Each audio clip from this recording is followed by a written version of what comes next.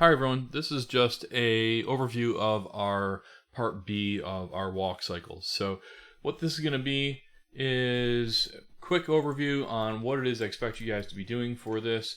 If we look at the right up here, I'm looking for, I changed this a little bit, knight or a barbarian, a wizard or a mage, or an assassin or a ninja. So those are your three different types of like archetypes you can choose from when creating your walk cycle. Aside from that, you also have two different types of characters that are in there. There's a skinny or bony one, and then there is the beefy one. So you can choose between those. If you want to, you can easily modify your character even further by changing the colors of this or adding different accessories to your model. So this is set up in a way where you're going to have to link the accessories to the model. It is not directly set up at all. If we were to move this character around, let me grab Beefy's root here and then start moving around, you'll see that Beefy is not connected with any of the accessories. So we need to make some choices on how we're going to link those in, and that's going to be up to you guys on how to do that. I will show you how to do some stuff right now. First thing I'm going to do is, let's say that this is going to be a knight. So if this is going to be a knight, let's see. If I were to create a material here, so create materials, I'm just going to make a blend. And blend is shiny, so we're going to make that our knight metal. So now they have this. I'm going to just move that out of the way because I don't need that there.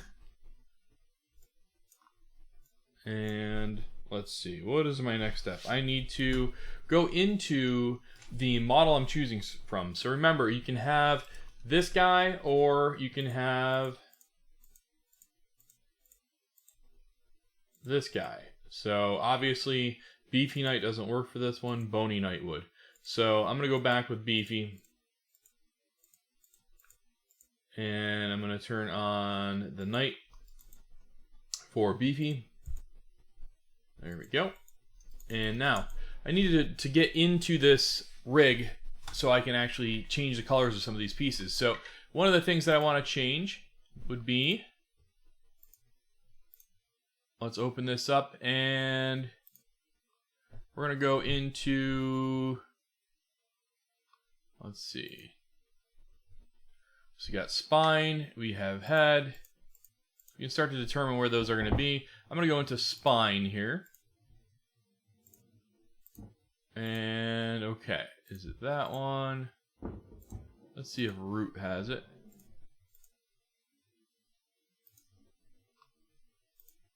If this feels like it's taking too long to drill into the outliner, what we can also do is I'm going to change my setup so I'm 2x2. We go to panels and I'm going to use something called the hypergraph. And what this is going to do for me is allow for me to drill in to this rig. Now don't freak out, there's a lot of stuff in here. Lots and lots of stuff. As you can see, if I keep going, this is a lot of different things. What I'm trying to find is images in here, or icons, that are referencing polygons. So we can find that probably if we go a little bit further here.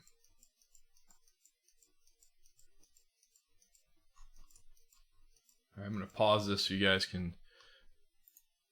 Okay.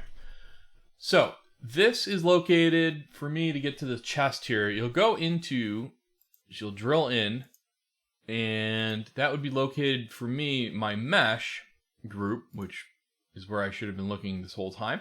And then if you open this up, you'll see that there's a body group. So then if this is bony or beefy, you'll be able to get to there. Click on something like that. And then if you middle mouse button drag that to this, it should change for you.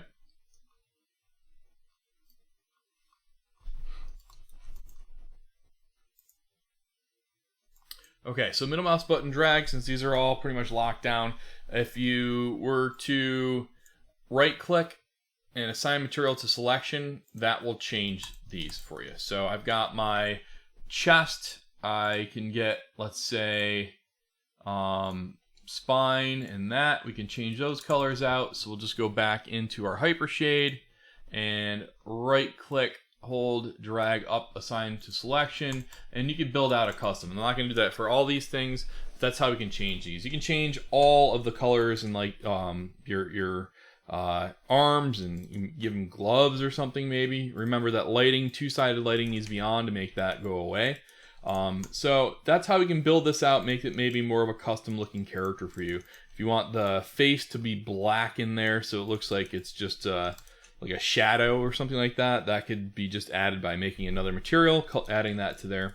So how do we add our geometries to our model? Well,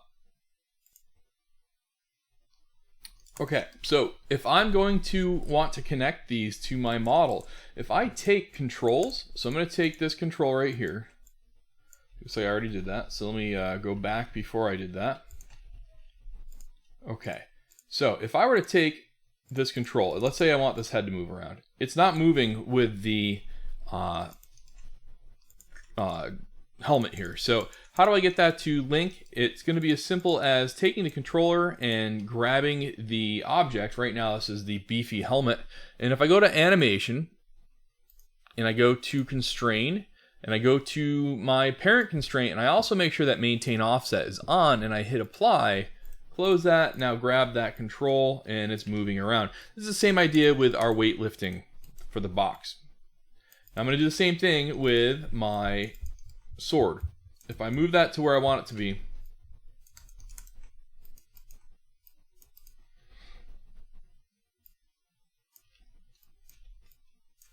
okay. So let's say it's around here. Grab your control, grab the sword, constrain, and hit apply, close, and now we should be able to, anywhere that goes, move those things. So that's good.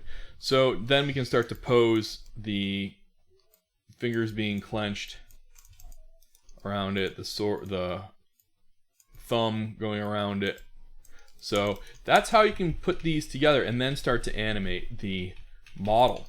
Now remember that you have a lot of different choices in here. So there's the beefy knight, there is beefy ninja, there is beefy wizard, and there is, let me turn these off, same thing for the bony. So I want you to be giving me, that looks horrifying, there we go, the performances for your, that's not correct, that meant to be beefy there. There's the bony wizard, there is the bony knight, and I'll have to fix that. There's going to be a bony ninja and beefy ninja there too. So 3 different things to choose from. Again, if you want to add any other accessories, models, or colors to that, that's fine. But remember that the main thing for this is to give me a performance for your animation. So I am all about seeing how you're going to make this come alive, and tell me that this is a really, really giant hulk of a wizard that's walking around with a staff. How could that look stylized so it just doesn't look like a default walk cycle? How can you make that feel like it's a character? All right, hit me up if you guys have any emails or any questions. Just send me an email or post to our discussion threads.